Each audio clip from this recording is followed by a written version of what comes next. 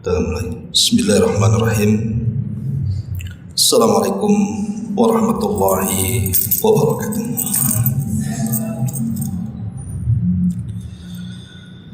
Alhamdulillah wassalatu wassalamu ala rasulillah wa ala alihi wa sahbihi wa mawalah wa la hawla wa la quwwata illa billahi wa ba'du. Alhamdulillah, di malam hari ini mari kita bisa duduk untuk melaksanakan thalabul ilmi.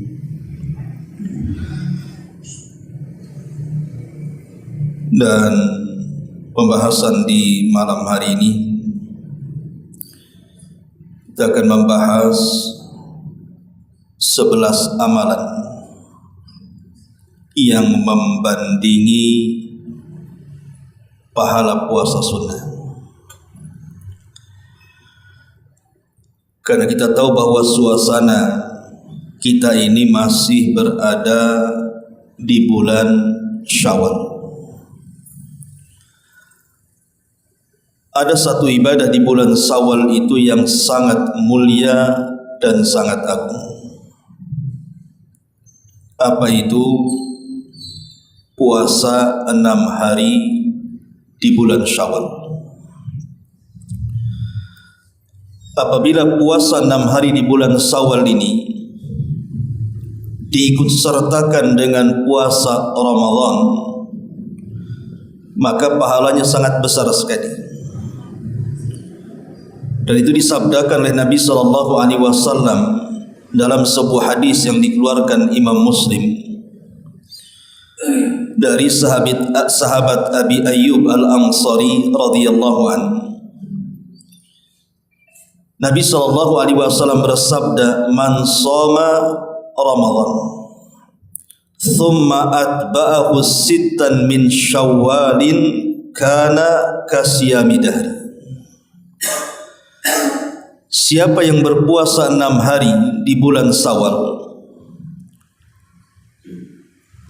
atau siapa yang berpuasa Ramadan kemudian diikuti 6 hari puasa di bulan Syawal, maka pahalanya sama dengan berpuasa selama 1 tahun. Anda bisa bayangkan, siapa yang kuat puasa setiap hari selama setahun? Tapi Nabi SAW memberikan pahala besar. Orang yang berpuasa Ramadan kemudian diikuti 6 hari bulan Syawal itu pahalanya sama dengan pahala orang berpuasa 1 tahun.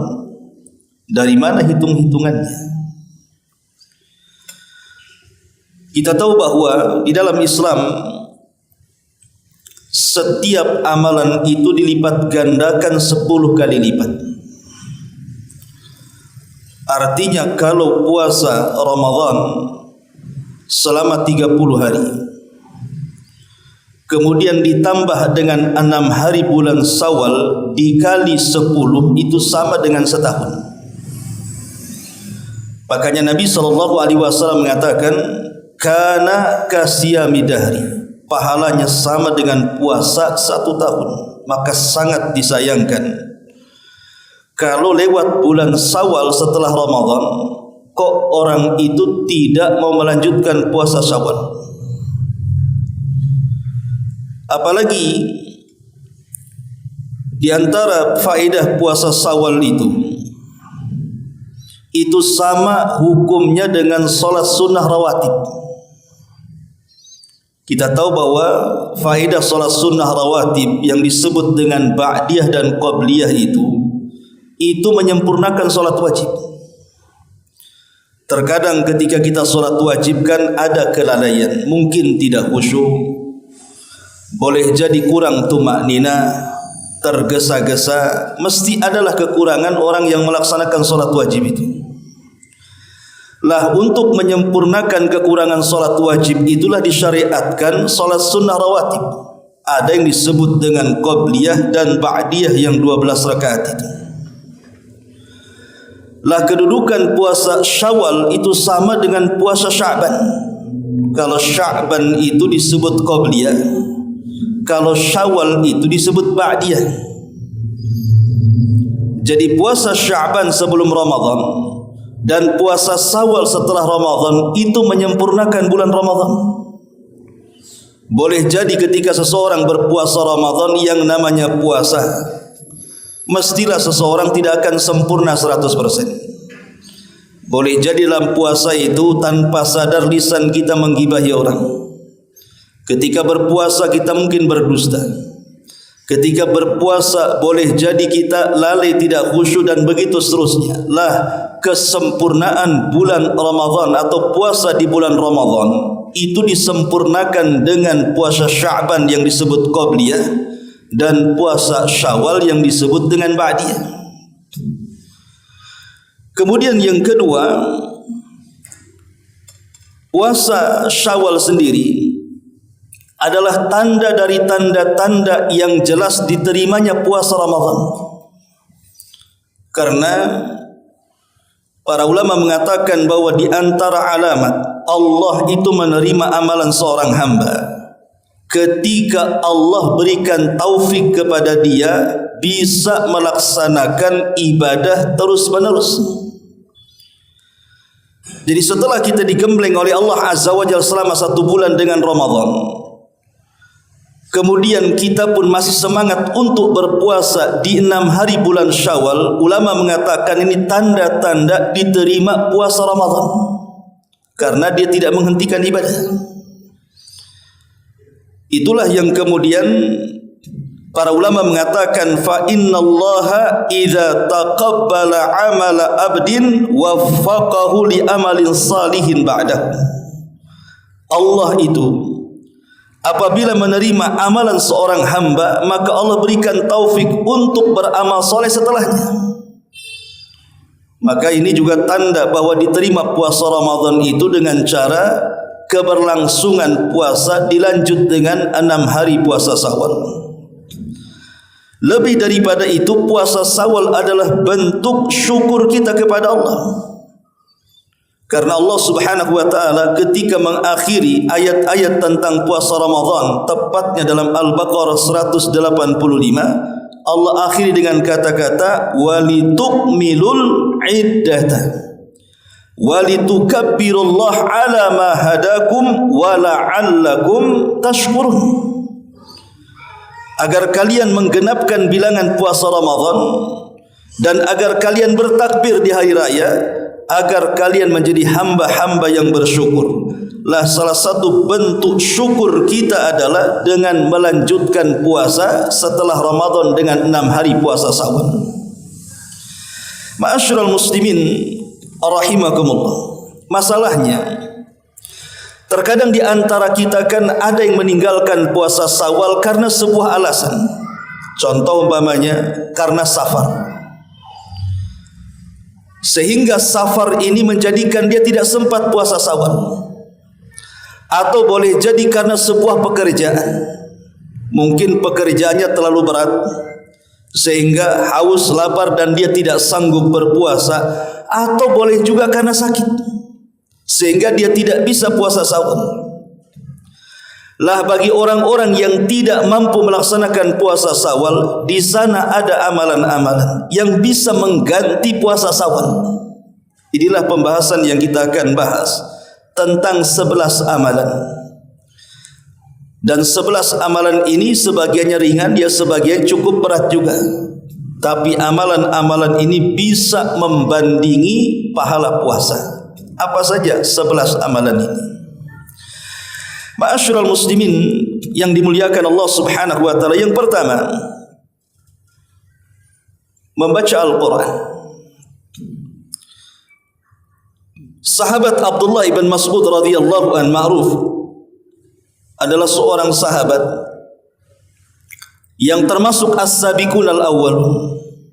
Direkomendasi ilmunya oleh Nabi SAW untuk diambil, terutama dalam bab Quran. Dikatakan kepada Abdullah ibn Mas'ud radhiyallahu an, innaka tukillu sauma.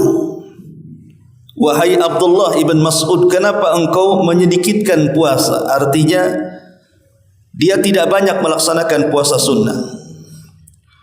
Faqala, maka dia mengatakan, inni akhafu an yamna'ani min qiraatil Quran, karena aku takut puasaku mengganggu untuk membaca Al-Quran. Karena biasanya kan orang yang berpuasa mudah haus, sehingga tidak bisa kencang bacaan Qurannya. Kemudian kata beliau, fa inna qira'atal Qur'ani ahabbu ilayya minas saum. Kata Abdullah bin Mas'ud, karena membaca Al-Quran itu lebih aku sukai dibandingkan aku berpuasa.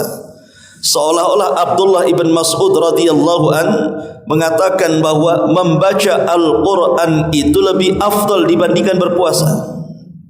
Tetapi orang yang membaca Quran terus menerus, mungkin dari pagi, siang, sore, ganti daripada puasa, maka dari sini kita pahami bahwa membaca Al-Quran yang terus menerus dari pagi, siang sampai sore itu bisa membandingi ibadah puasa bagi orang-orang yang tidak berpuasa di bulan Syawal.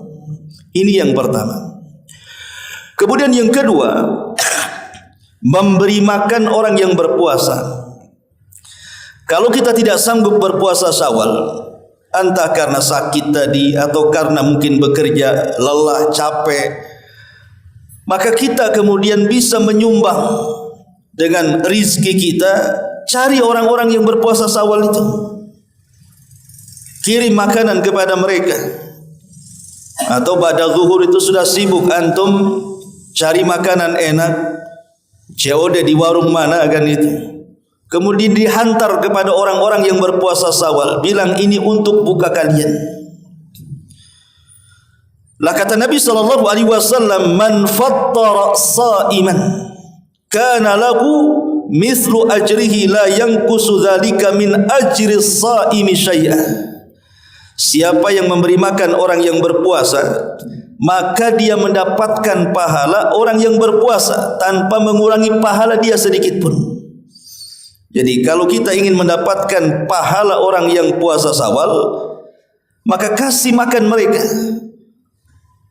supaya mereka mau memakan iftar dari makanan yang kita berikan kepada mereka, maka pahalanya sama dengan orang yang puasa Syawal. Ini yang kedua. Kemudian yang ketiga, berusaha untuk memperbaiki akhlak.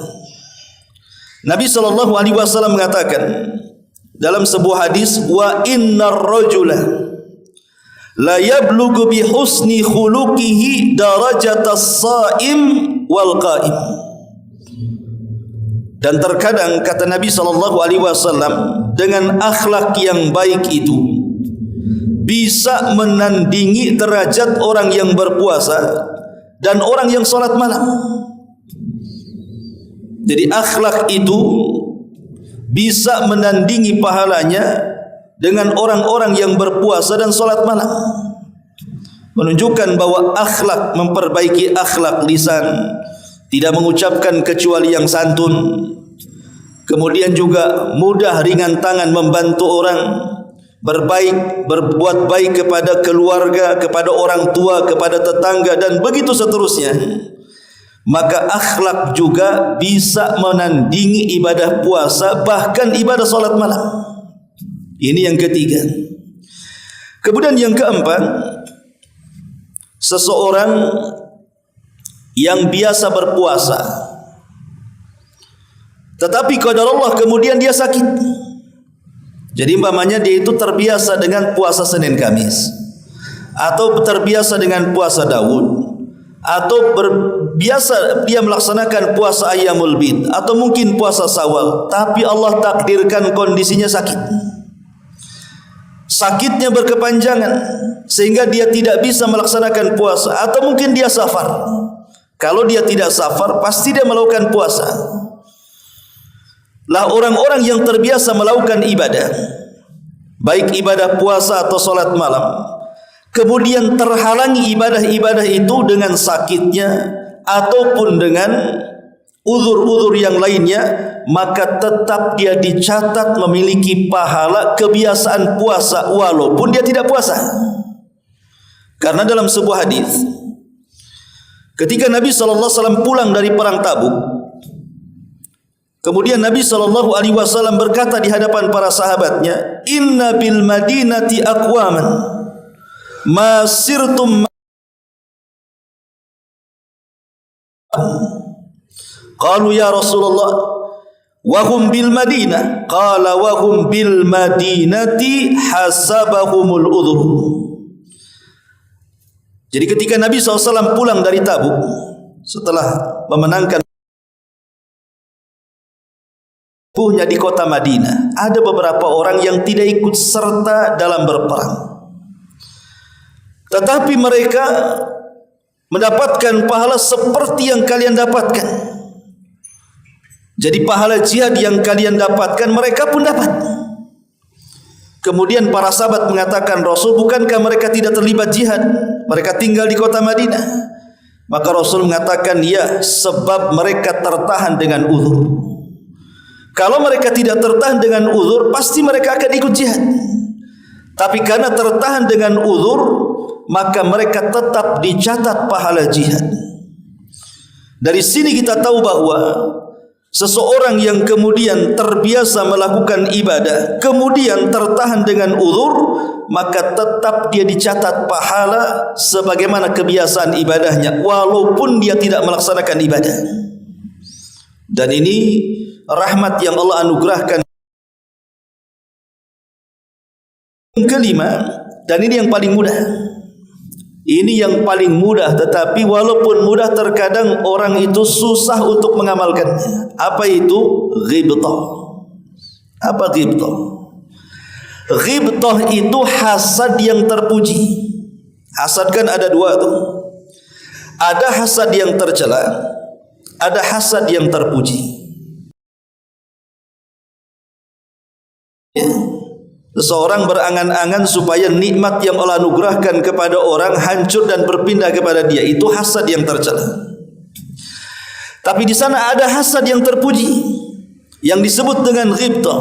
Apa itu? Berangan-angan kalau Allah berikan nikmat kepada dia seperti yang diberikan nikmat kepada orang, maka dia akan melakukan hal yang sama seperti yang orang itu lakukan. Umpamanya kita punya tetangga, karena dia punya uang akhirnya bisa haji. Lah kita tidak punya uang, hanya bisa melamun saja. Kapan aku seperti dia? Ya Allah, kalau engkau berikan harta pun aku sama, ingin haji juga sama dengan dia. Aku ingin umroh sama dengan dia. Aku ingin berkurban sapi sama dengan dia. Lah itu namanya berangan-angan. Inilah yang disebut dengan ghibtah. Jadi ghibtah ini, kita ingin melakukan ibadah yang besar tapi tidak sanggup. Tapi dia berniat dengan mengatakan, ya Allah, kalau aku diberikan nikmat seperti dia, maka aku pun sama melakukan yang sama. Maka dia mendapatkan pahala yang sama. Jadi kalau ada tetangga bisa haji, kemudian dia mengatakan, ya Allah, kalau aku diberikan nikmat, aku juga ingin hajilah kayak dia. Berarti dia dapat pahala haji, walaupun dia tidak berangkat haji. Itu namanya ghibtah. Nah, itu disabdakan dalam sebuah hadis yang dikeluarkan Imam Tirmidzi dan disahihkan oleh Syekh Albani rahimahullahu taala. Kata Nabi sallallahu alaihi wasallam, "Innamad dunya li arba'ati nafarin." Dunia ini dipenuhi dengan 4 kelompok. Dunia ini dipenuhi dengan 4 kelompok. Kata Nabi sallallahu alaihi wasallam, siapa 4 kelompok ini? Abdin razaqahullahu malan wa ilm wa yasilu fihi rahimahu wa ya'lamu lillahi fihi haqqan fahada bi afdalil manazil indallah.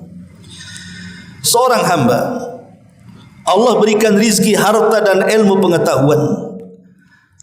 Dia kaya, tapi di sisi lain dia juga memiliki ilmu pengetahuan. Maka dengan ilmu agama yang ia miliki, maka dia salurkan hartanya di jalan Allah. Dan dia dengan hartanya karena punya pengetahuan, dia takut untuk menghambur-hamburkan di jalan selain Allah.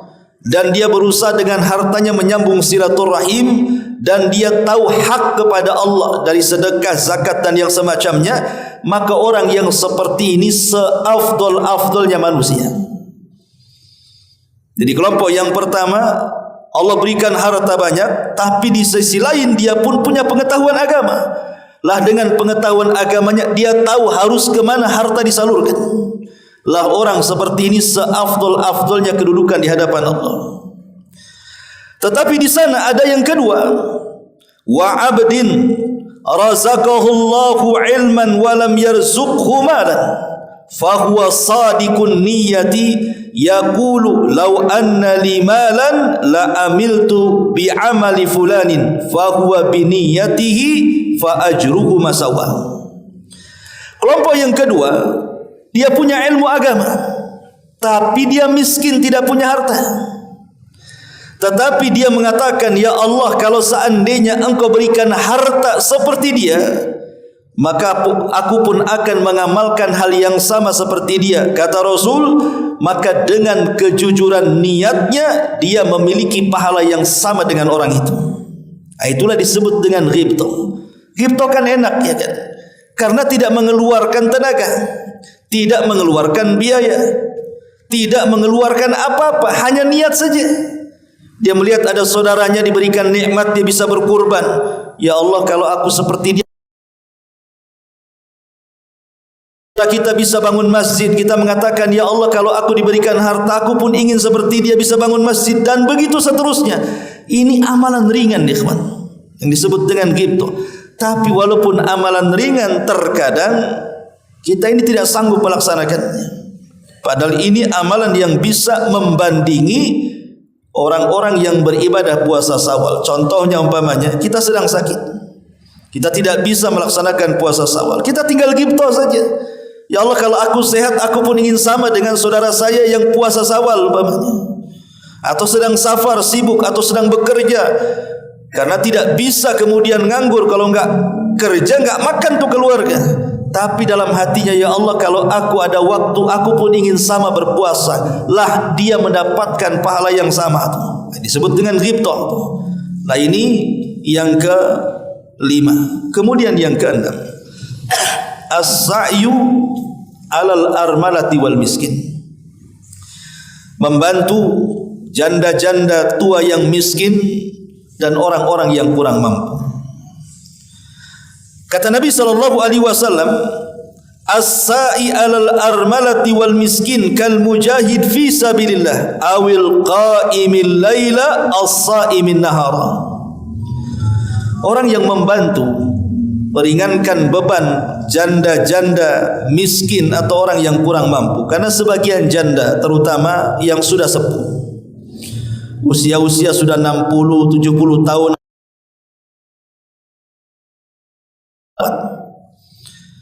apalagi dia tidak punya anak. Terkadang yang punya anak saja kadang-kadang menelantarkan orang tuanya.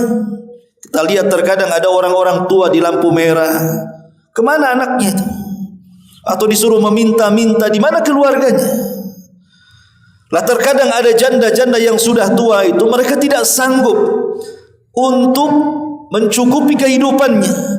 Maka dengan kita mengulurkan tangan kita, meringankan tangan kita untuk membantu mereka, maka Rasul mengatakan pahalanya seperti orang yang berjihad di jalan Allah.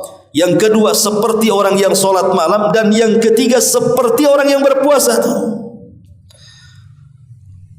Tapi masalahnya terkadang kita ini milih-milih janda pula, cari yang 30 usianya,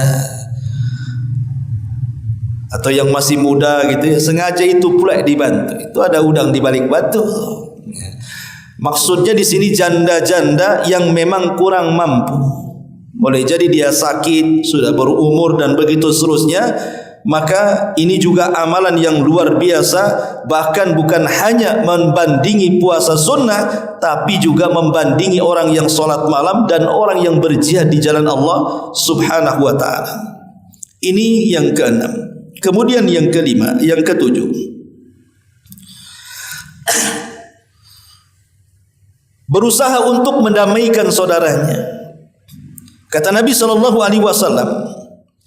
ala ukhbirukum bi afdal min darajati shaim was salati was sadaqati.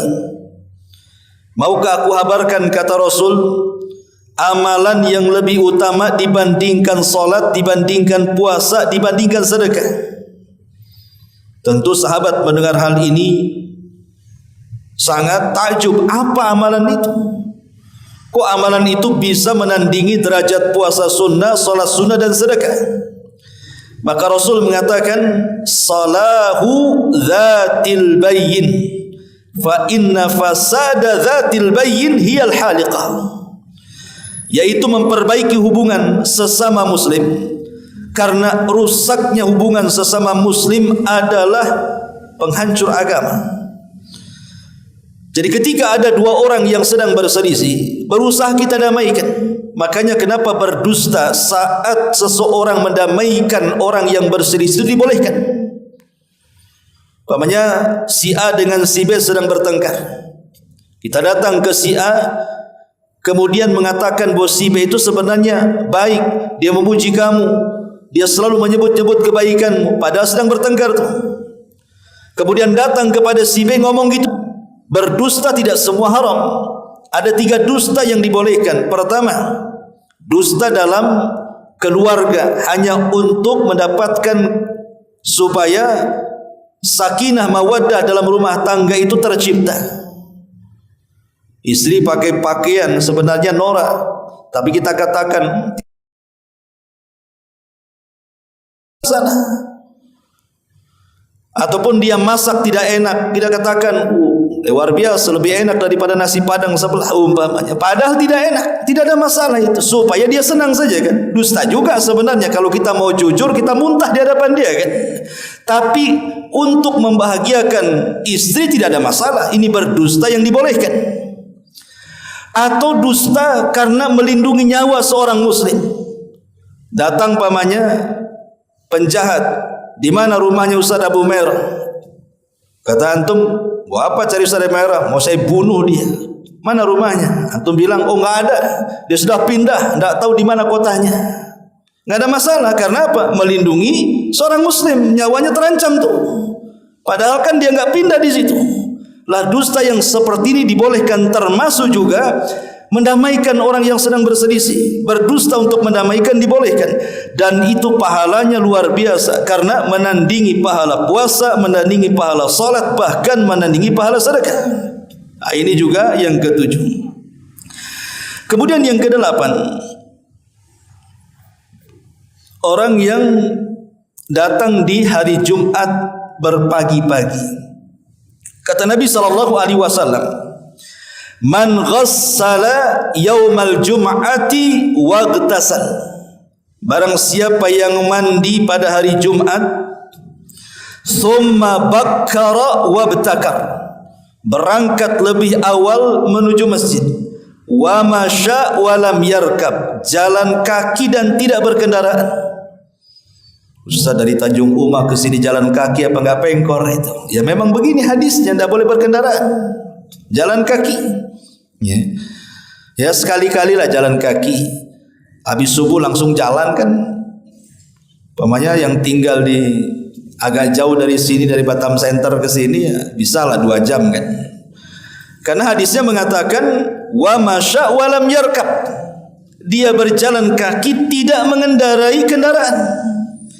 Wadana minal imam, kemudian dia masuk ke dalam masjid langsung mendekat imam. Kadang-kadang aneh di masyarakat ini, dia hadir awal-awal tapi cari tiang, ya kan? Bukannya dekat ke imam, cari tiang untuk nyandar, mungkin supaya bisa tidur saat khutbah kan itu ya. Atau cari belakang-belakang, mendekat ke imam, cari saf yang paling dekat. Kemudian fastama'a walam yalghu, kemudian dia mendengar dengan seksama apa yang dikhutbahkan seorang khatib, dan dia tidak main-main. Apa kata Rasul? Kana lahu bi kulli khutwati amali sanatin ajru siyamiha wa qiyamiha. Subhanallah. Kata Rasul, apa pahalanya? Maka dia akan mendapatkan pahala puasa dan qiyam lail selama 1 tahun. 1 tahun, ikhwan. Pemanya antumlah 1 tahun sekali gitu saja ya. Antum 1 tahun sekali mengamalkan amalan ini. Pemanya antum yang tinggal di Bengkong jalan kaki ke sini kan gitu. Setahun sekali saja kau gitu. Datuk dari Batam Center kau Tanjung Uba dekat lah kan itu. Putar-putar sebentar aja 20 menit sampai sini. Setahun aja sekali antum lakukan itu. Jadi pintu masjid belum dibuka antum di depan pintu. Pagi-pagi antum ke sini. Mendekat pula di sini saf paling depan. Antum bisa melaksanakan solat sunnah mutlak kan gitu ya.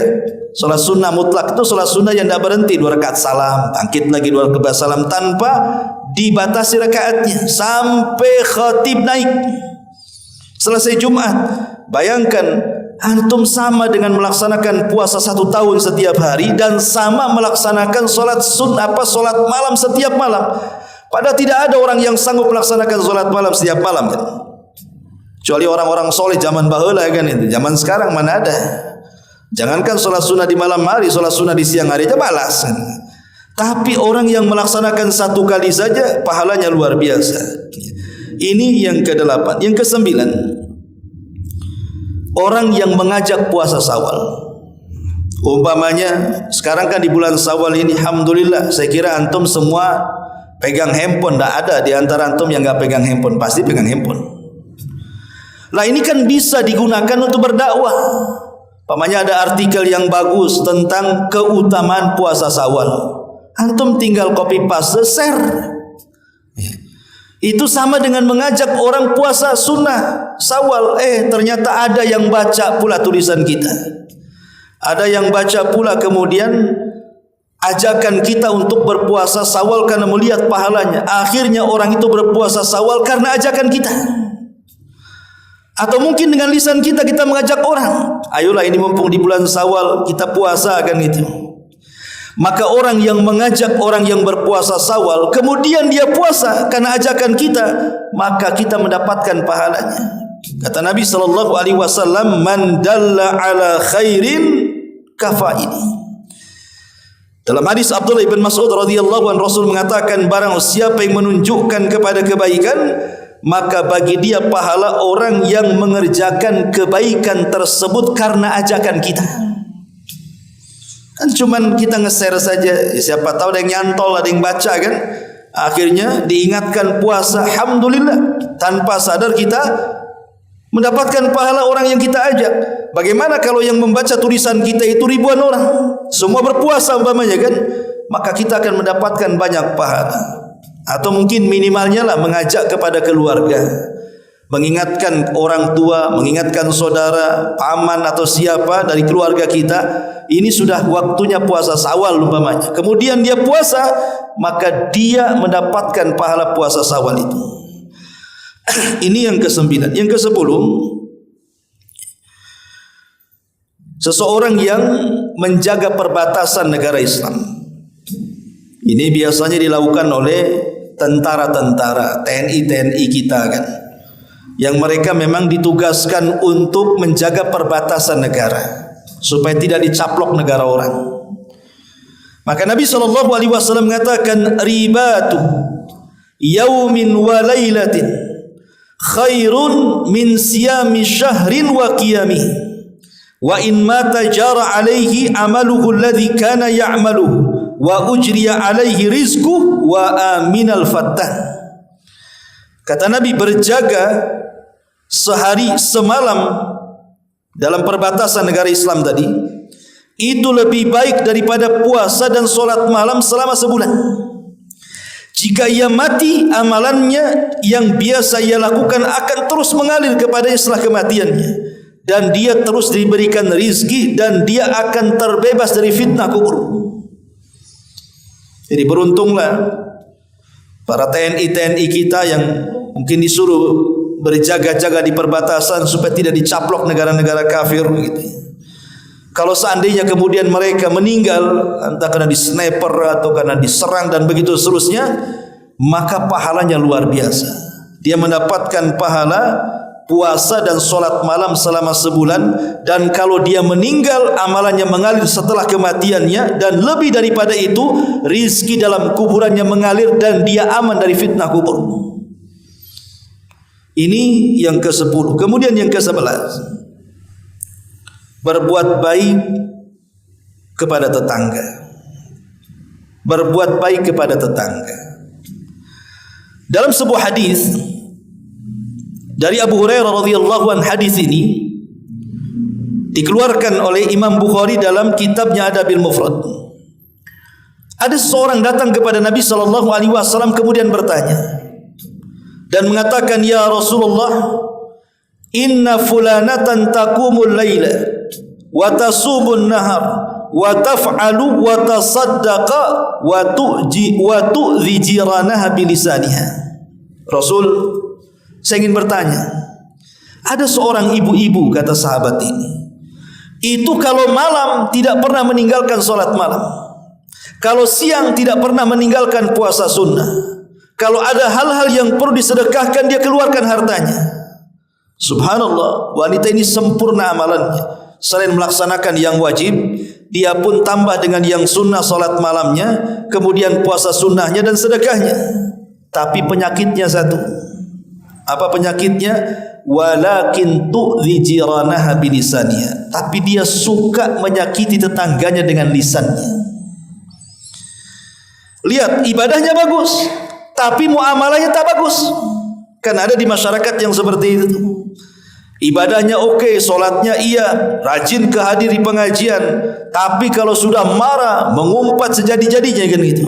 Kadang-kadang kalimat binatang keluar dan begitu seterusnya. Lah Nabi SAW tidak menganggap ibadah sama sekali. Justru selalu mengatakan, la khaira fiha hiya min ahlin nar. Wanita itu tidak ada kebaikan sama sekali. Padahal dia solat malam, Rasul mengatakan tidak ada kebaikan. Padahal dia puasa sunnah, Rasul mengatakan tidak ada kebaikan.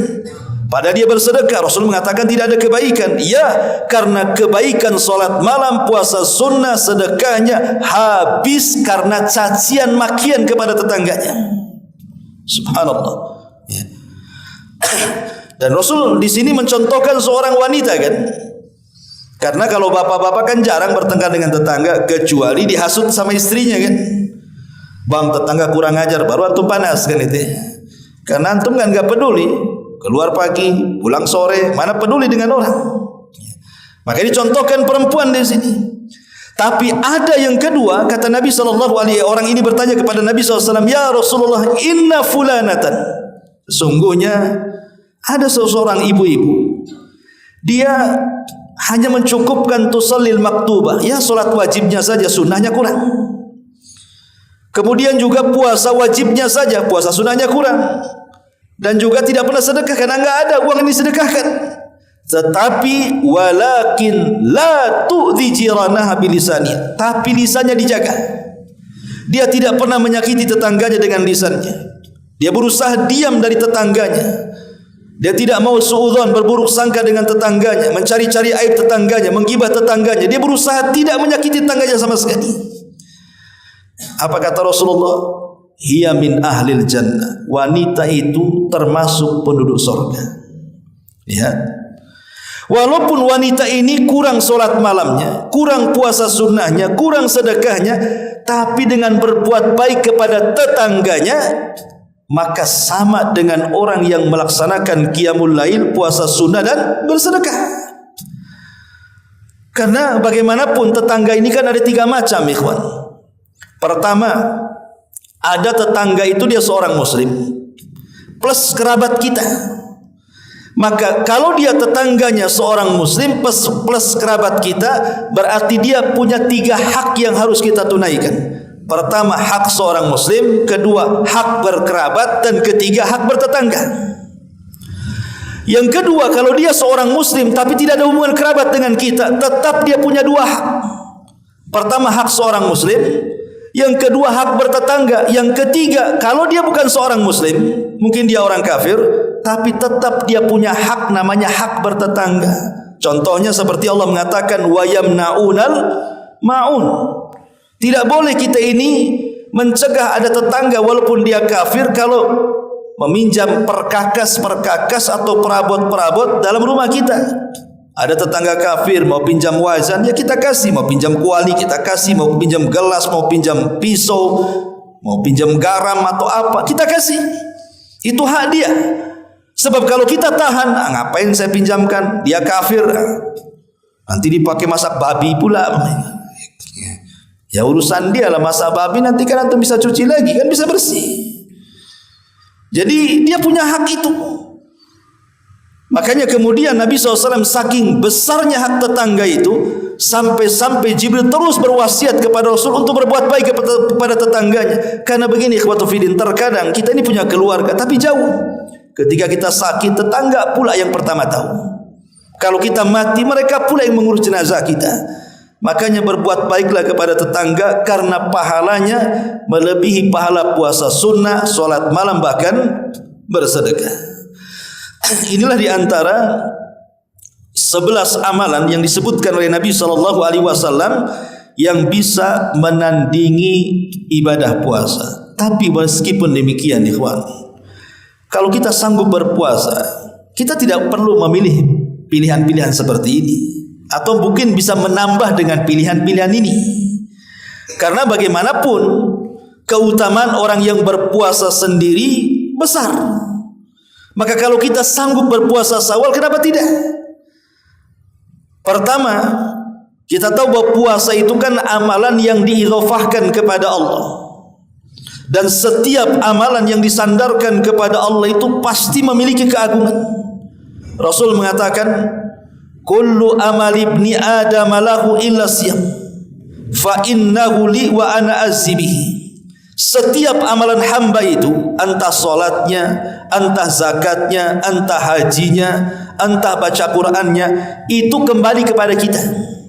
Jadi Allah kembalikan pahalanya kepada kita yang melakukannya, kecuali puasa. Puasa itu tidak kembali kepada kita, tapi kembali kepada Allah. Apa maksudnya di sini? Ulama mengatakan bahwa ketika puasa itu tidak disamakan dengan ibadah-ibadah yang lainnya, yang dikembalikan pahalanya kepada kita jelas nominalnya, sementara puasa itu dikembalikan kepada Allah dan dirahasiakan nominalnya, menunjukkan bahwa satu-satunya ibadah yang tidak bisa dirampas pahalanya hanya puasa. Kalau solat bisa diambil pahalanya, zakat bisa diambil pahalanya, haji bisa diambil pahalanya, tapi puasa tidak bisa diambil pahalanya. Maksudnya nanti saat hari kiamat, ketika manusia dikumpulkan di Arasat, padang yang sangat luas, itu depannya sudah pintu-pintu surga dan sudah melintasi titian sirat lagi. Artinya selangkah lagi dia masuk surga. Tapi tiba-tiba kemudian dicegat di tengah jalan dan mengatakan, hei fulan, jangan kau langkahkan kakimu dulu ke surga ya. Dulu kau zalimi aku, ingat enggak? Kau gibah aku, kau hina aku, kau bully aku, kau tampar aku, kau bunuh aku, dan begitu seterusnya. Mana pahala salatmu? Mana pahala hajimu? Mana pahala zakatmu? Jadi pahala-pahala selain puasa itu dimungkinkan diambil orang, tapi puasa tidak. Ketika orang ini mengatakan, dulu kau zalimi aku, mana pahala puasamu? Allah mengatakan, oh tidak bisa. Pahala puasa itu untukku, kata Allah. Aku yang akan membalasnya. Lah dari sini kita tahu bahwa ketika pahala itu tidak bisa dirampas orang, sementara amal-amal ibadah yang lain itu mudah dirampas orang, satu-satunya ibadah yang banyak memasukkan manusia ke surga hanyalah puasa. Karena pahalanya tidak bisa diambil masalahnya. Makanya pintu surga yang paling banyak berjubel manusia masuk dari pintu itu adalah babur royan, pintunya orang yang berpuasa. Maka sangat rugi kalau lewat begitu saja. Amalan-amalan puasa ini kan banyak ya. Ada yang sifatnya pekanan seperti Senin Kamis kan itu. Ada yang sifatnya bulanan seperti Ayyamul Bid. Ada yang sifatnya harian seperti puasa Daud kan itu. Ada yang sifatnya tahunan seperti puasa Syawal. Ini kan momen-momen seperti ini bisa kita lakukan. Kita milih, bisa milih yang pamannya milih yang ringan. Yang paling ringan apa? Ayyamul Bid, paling ringan kan? Karena satu bulan cuma 3 kali saja.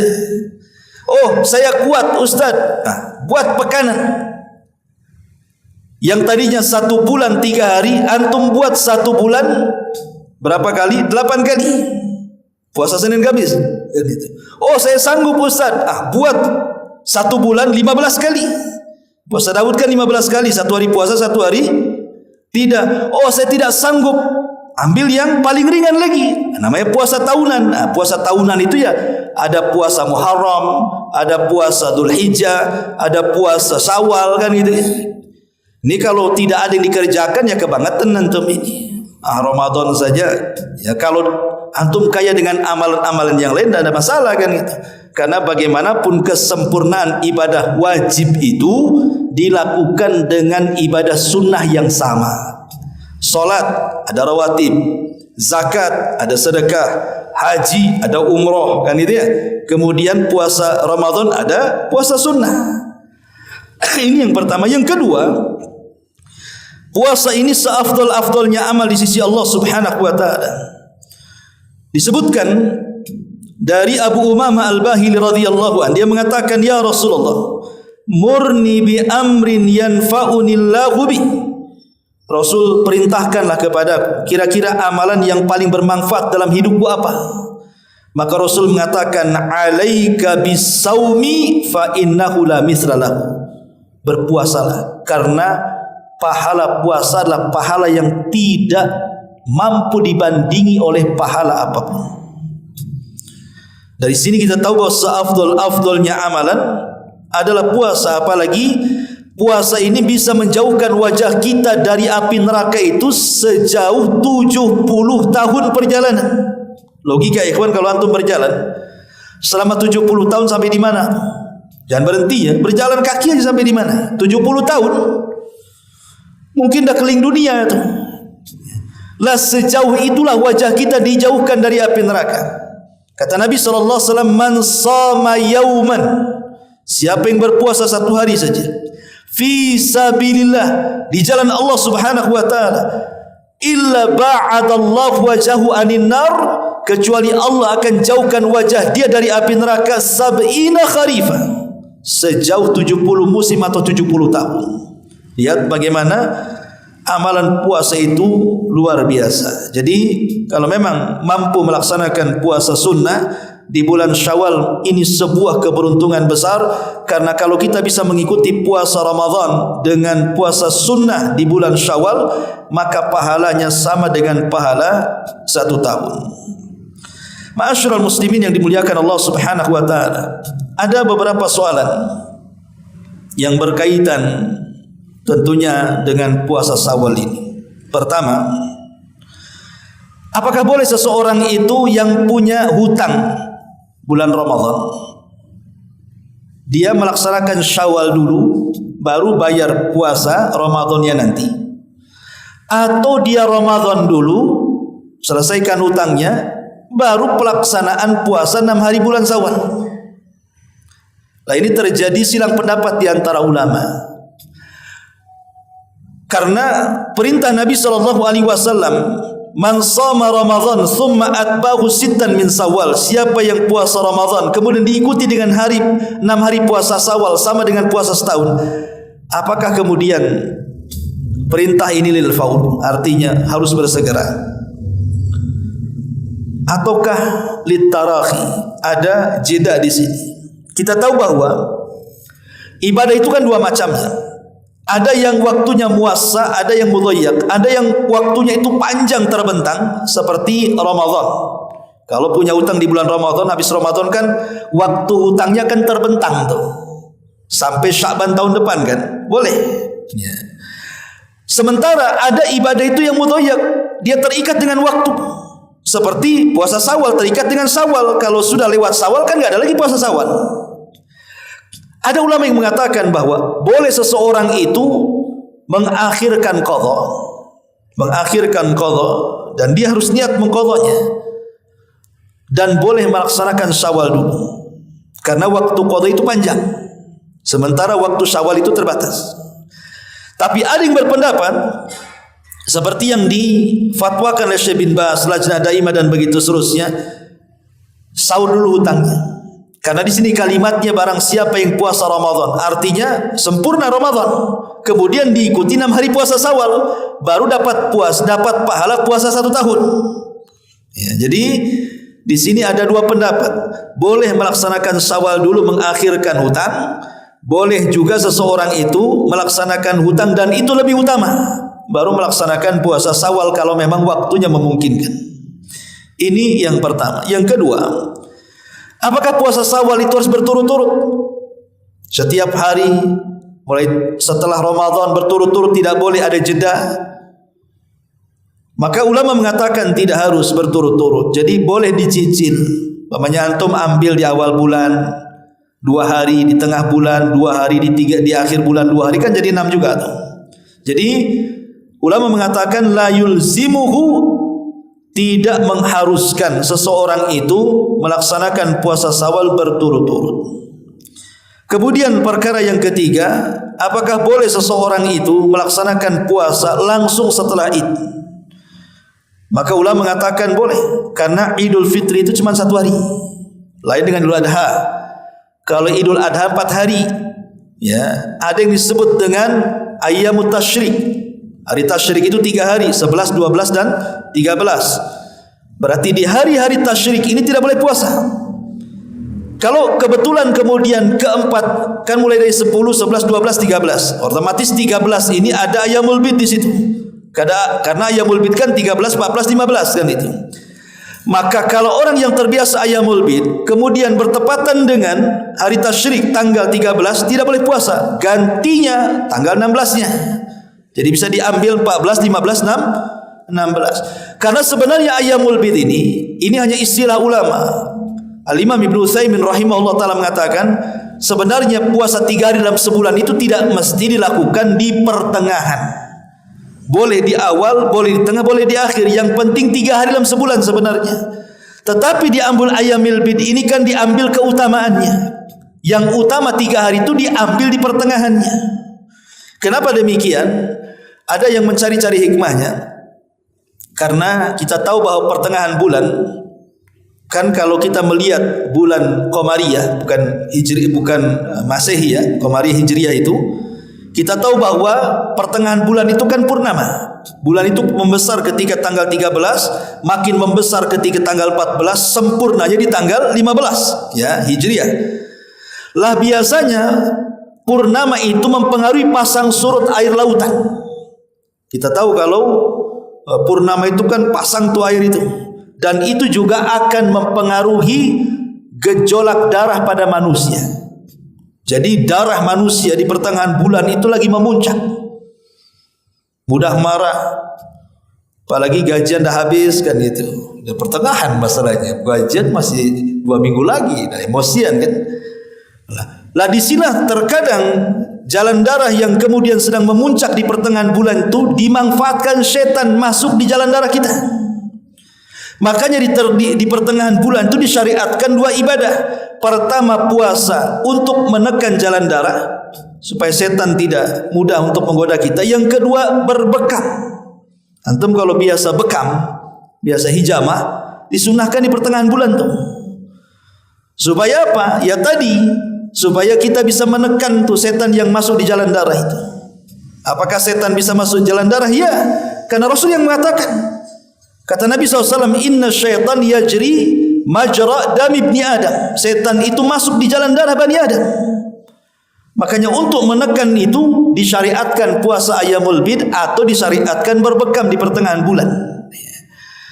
Karena kita tahu bahwa purnama ini, sebagian ulama mengatakan ketika mentafsirkan kalimat min syarri ghasikin idza waqab. Jadi maksudnya ghasikin idza waqab ini artinya purnama. Makanya Rasul mengatakan kepada Aisyah radhiyallahu anha, berlindunglah kepada Allah dari purnama. Kenapa? Karena di situ setan itu lagi kencang-kencangnya menggoda Bani Adam. Jadi kekuatan setan itu memuncak-muncaknya saat purnama.